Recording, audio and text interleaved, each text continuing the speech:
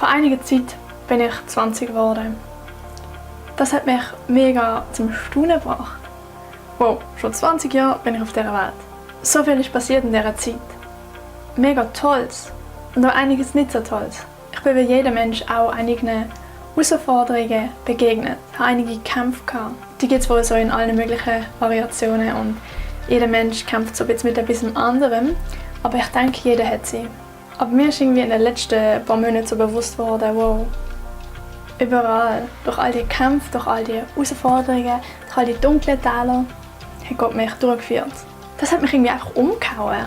Weil egal was auch wird kommen, Gott hat mich schon durch so viel durchgetragen, da wird es auch weiterhin machen. Doch so oft vergesse ich das, so oft vergessen wir das. Wir Menschen sind einfach so gut im Vergessen.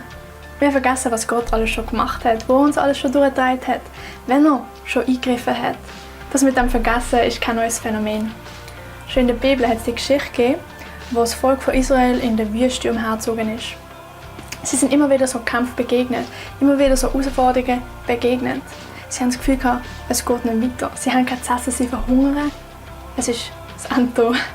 Und jedes Mal hat Gott wieder eingegriffen, jedes Mal hat Gott sie versorgt. Aber jedes Mal, wenn sie wieder neue Herausforderungen begegnet haben, haben sie wieder an Gott zweifelt, an seiner Versorgung, obwohl sie schon so oft erlebt haben, wie er sie versorgt hat.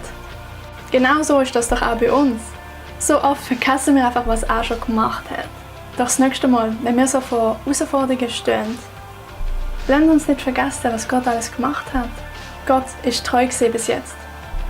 Also wird das auch weiterhin sein.